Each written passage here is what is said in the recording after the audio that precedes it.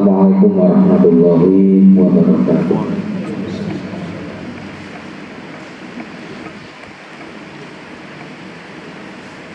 Bermaksud untuk meningkatkan kadar ketakwaan sesuai dengan mukadimah apa yang disampaikan oleh guru, yaitu memperbaiki hubungan dengan Allah.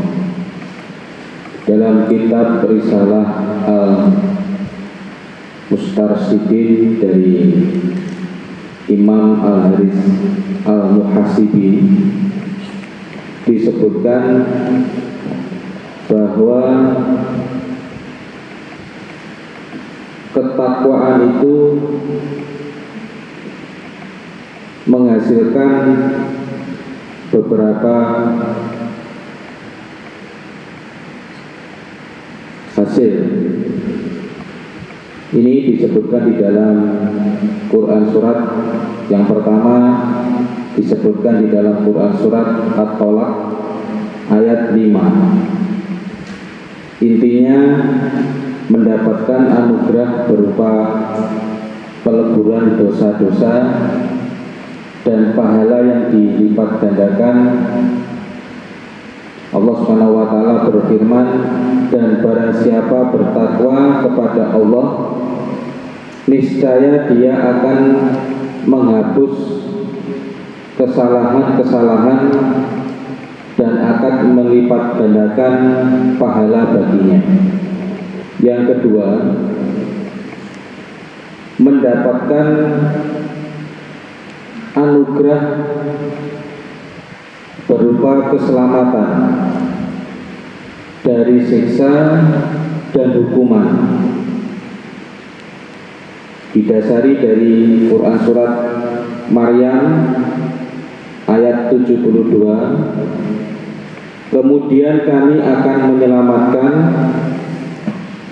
orang-orang yang bertakwa dan membiarkan orang-orang yang zalim di dalam neraka dalam keadaan berlutut. Yang terakhir adalah anugerah berupa hilangnya perasaan khawatir dan sedih terhadap hukuman, didasari dari Quran surat Al-A'raf ayat 35. Allah Subhanahu wa taala berfirman, maka barang siapa bertakwa dan mengadakan perbaikan, saya ulang, maka barang siapa bertakwa dan mengadakan perbaikan, tidaklah ada kekhawatiran terhadap mereka dan tidak pula mereka bersedih hati. Dari 3 ayat Quran ini mohon pemahaman atau penjelasan makna yang sudah tersurat. Terima kasih. Kembali kita awal. Tadi sudah diterangkan dalam surat At-Tolak, wa may yattaqillah yaj'al lahu makhraja.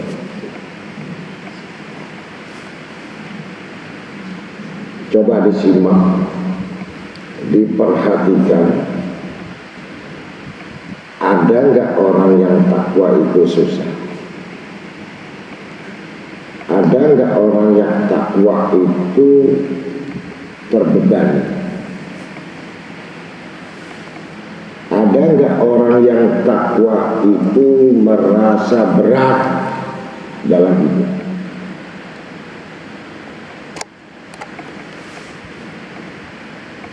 Apakah sama orang yang takwa tadi dengan orang yang zalim? Sama atau tidak? Jadi definisi takwa itu sudah mencapai seluruh komponen. Seluruh komponen solusi terbukanya pintu kemudahan. Ini takwa. Dengan pembagian-pembagian bagaimana menghilangkan was-was, bagaimana menghilangkan kesedihan, bagaimana menghilangkan masalah, itu perbaikan takwa itu pertama memperbaiki sholat, bukan banyaknya sholat. Memperbaiki sholat, memperbaiki rukun, memperbaiki niat, menyempurnakan ruku, menyempurnakan sujud, yang menghapus semua keberadaan keinginan, yang mana keinginan akan mengundang penyimpangan di dalam sholat.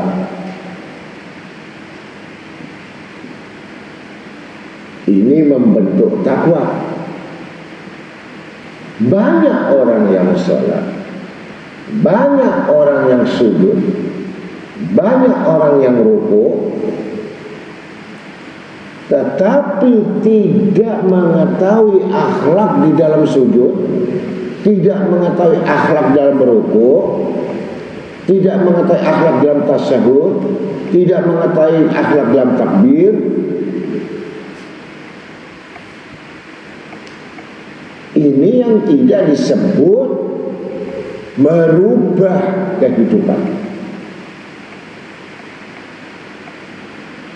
Merubah sifat-sifat yang jelek dan buruk, sholat yang baik, merubah penghasilan yang buruk, sholat yang baik, merubah bergaul dengan teman-teman yang buruk dengan sholat yang baik. Bukan sekedar kita melaksanakan sholat, tapi yang tidak mengetahui kandungan sholat. Semua ada di dalam sholat, sampai betul-betul kerendahan, kekurangan, kepalsuan, kebohongan itu terhapus dengan sholat, maka dapat predikat yang disebut takwa. Kalau orang mengaku takwa, semua bertakwa. Tapi kualitas takwa adalah kualitasnya tergantung sholatnya.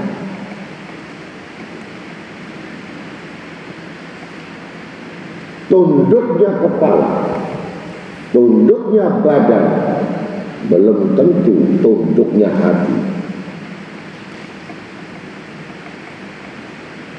Tunduknya hati, belum tentu tunduknya roh kepada Tuhannya. Lah roh inilah yang disebut mengabdi, ta'alluq, tunduk kepada Tuhannya, bukan badan.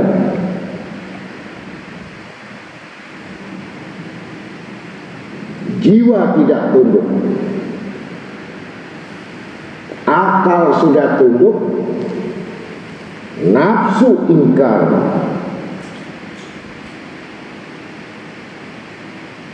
nafsu ingkar, iblis ingkar.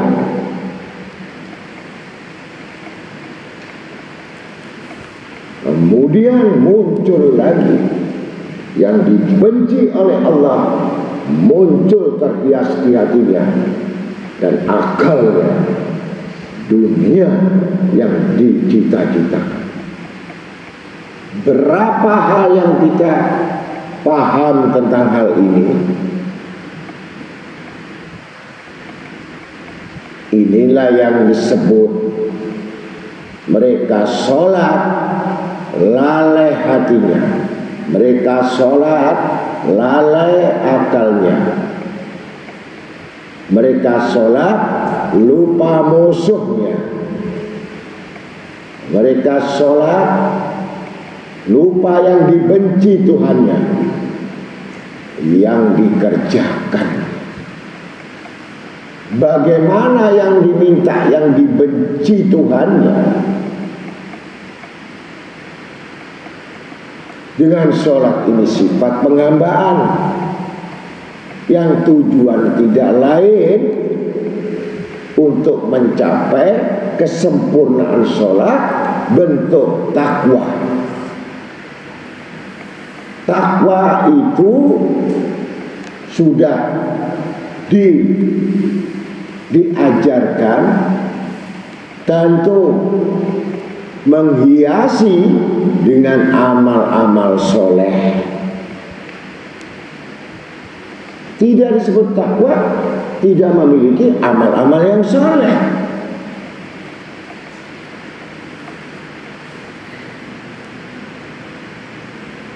Perilaku tetap buruk, akhlak tetap buruk, ucapan buruk, pekerjaan buruk.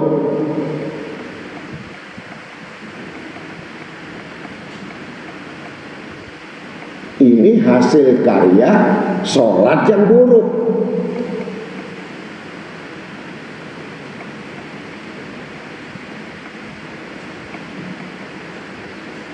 Tunduknya hati, tunduknya jiwa kepada Tuhannya, maka malulah hamba ini. Sifat malunya ini disebut tawadhu. Seseorang yang sudah tawadhu berarti punya sifat rendah hati, sifat murah hati, sifat murah senyum, murah harta, murah maaf.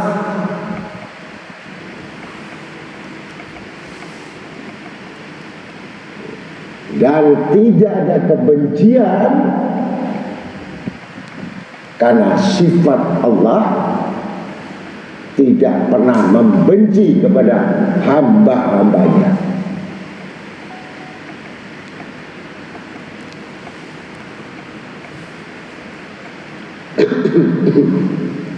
Sifat dendam yang tidak pernah selesai dan usai, bahkan sampai di bawah mati.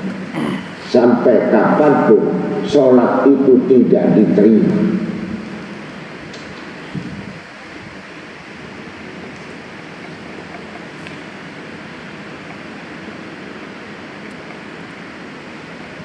Allah Maha Pemaaf, Allah Maha Pengampun, Allah Maha Pemurah, Maha Dermawan.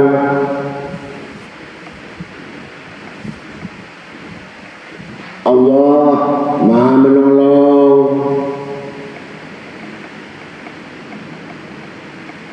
Kalau sudah sifat ada suka menolong, berarti nama Allah An-Nasir dititipkan nama dengan sifat kepada orang mukmin, maka dia suka menolong. Diberikan sifat pemurah, sifat dermawan, Al-Karim.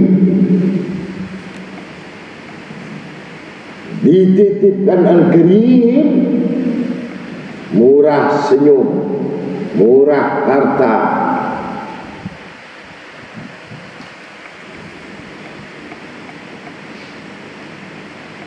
Karena ada Al-Karim di hati, Allah percaya menitipkan nama dan sifat kepada orang yang dipercaya.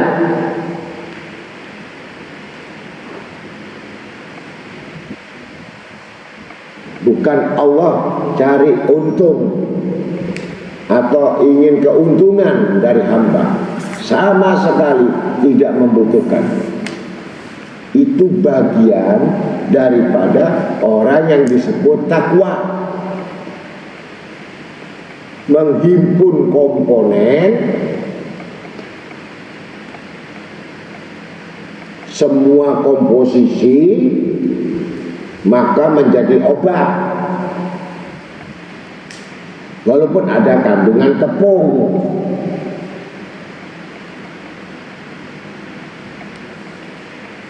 Tapi sudah menjadi obat, tidak ada artinya tepung.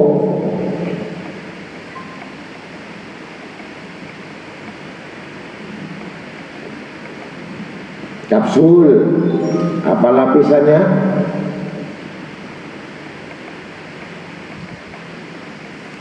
Agar menghilangkan kepahitan.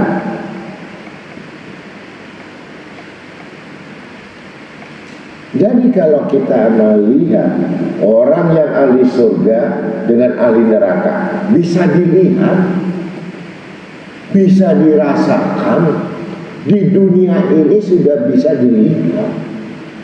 Resah terus menerus, mati neraka. Jadi nggak usah jauh-jauh, beban terus, dosa, itu neraka. Masalahnya banyak, 7 neraka sakor yang namanya jahanam sampai neraka jahim, semua dicicipi. Masalahnya terlalu banyak. Jangan mati kamu punya masalah, apalagi kamu sedih dengan apa-apa yang sifatnya hanya duniawi. Celaka, susahlah karena dosa-dosa. Jangan susah apa yang hilang dari tangan. Aku tidak peduli apa yang hilang dari tangan, tapi aku akan menghitung penyesalanmu atas dosa-dosamu. Ini yang diaudit dengan Allah.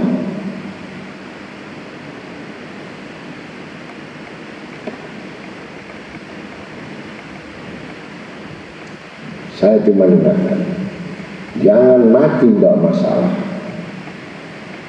jangan mati bawa susah, jangan mati bawa beban berat nanti dikubur.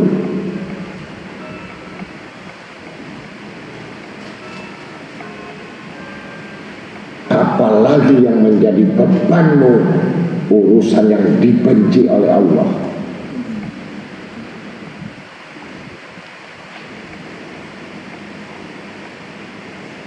Hidup sekali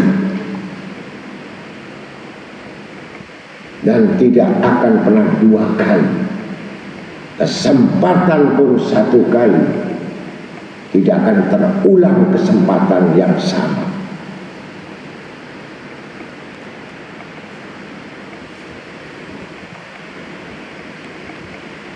Jangan habiskan waktumu hanya memikirkan nasibmu. Jangan habiskan akal dan pikiranmu cuma mengisi-isi perutmu.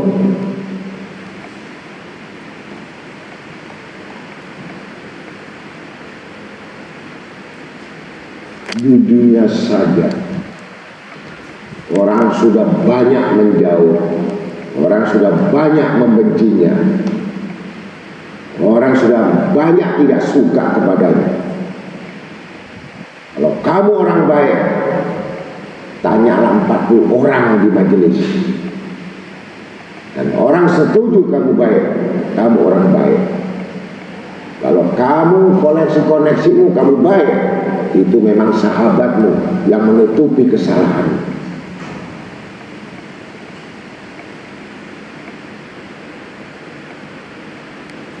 Kalau orang tidak setuju dengan kamu, baik ilmu apa yang kau pelajari, baik sikapmu, baik akhlakmu,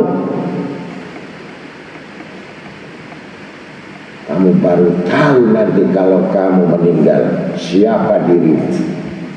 Tidak ada satupun yang mendatangi kamu, walaupun kamu kaya raya. Karena manusia tidak pernah simpatik kepada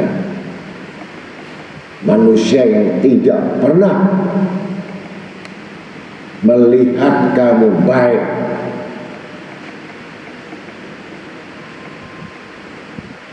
Bagaimana kamu mendapatkan kebaikan yang kamu tidak pernah menuai kebaikan?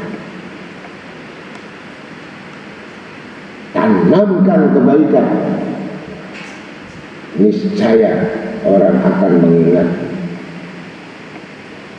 Tapi kesan-kesanmu arogan,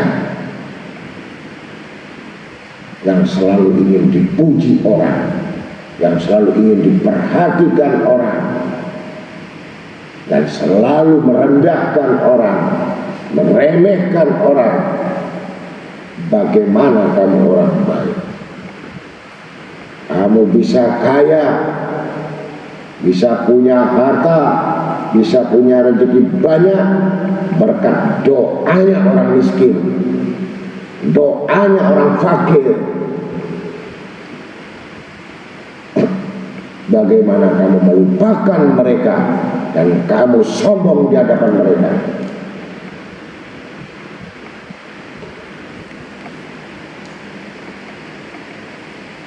Dan orang fakir tadi tanggungan Allah,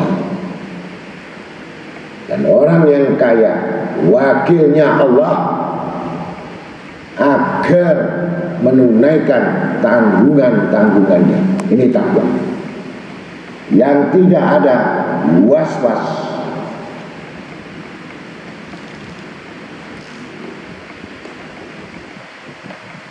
yang tidak mengharapkan kebaikan kecuali balasan dari Allah.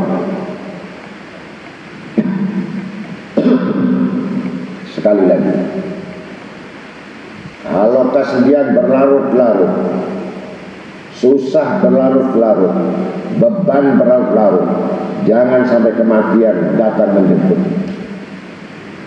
Kau akan abadi di dalam kubur. Kesedihanmu yang akan ditambah lagi 1 juta kesedihan.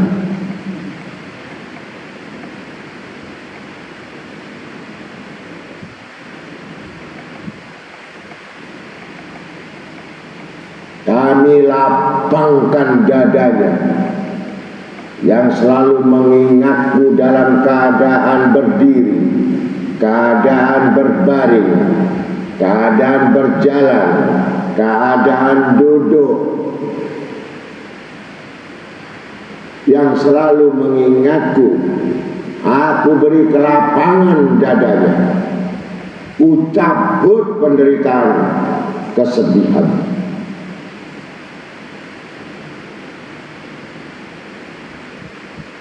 Kalau tidak menyadari yang kau sudah sakit, maka ku tambahkan lebih sakit lagi dari yang pertama,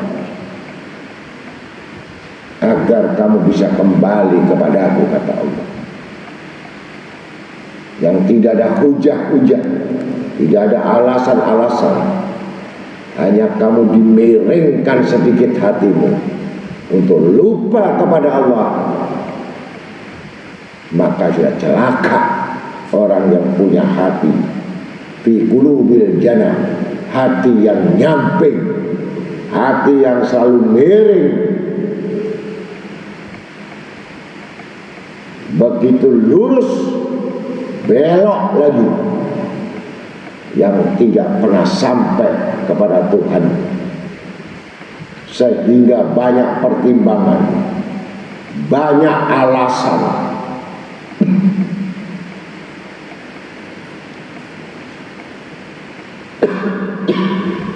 Semua alasan itu adalah tipuanmu pada Tuhan. Sebelum kamu menipu aku, kau telah menipu dirimu sendiri. Rasakan itu yang kamu miliki, rasakan yang kamu pikirkan, rasakan yang kamu himpun. Kami cabut nikmat-nikmat itu, kami cabut semua ketakwaan itu. Kujadikan makin was-was dalam hidup, ketakutan demi ketakutan, sengsara demi sengsara, kekurangan demi kekurangan, pudar iman dan keyakinan. Maka dia tidak akan bisa tegak berjalan, karena dia tidak pernah tegak di dunia ini. Maka dia terhuyung-huyung ketika hari kiamat, seperti orang mabuk yang tidak tahu kemana dalam kesesatan. Maka tegakkanlah sholat untuk membuat karya yang besar yang ditunggu hadiah dari Tuhan, takwa. Apabila kami mengendaki seluruh kebaikan, maka apa yang dilakukan hamba-hambaku yang soleh, bukan hamba-hambaku yang lalai, bukan hamba-hambaku yang terpaksa, bukan hamba-hambaku yang meremehkan aku, bukan hamba-hambaku yang hanya sekedar datang kepadaku. Tidak ada jaminan sama sekali terhadap perubahan nasib. Tidak ada jaminan sama sekali perubahan takdir. Akal jadi bodoh, hati jadi buta.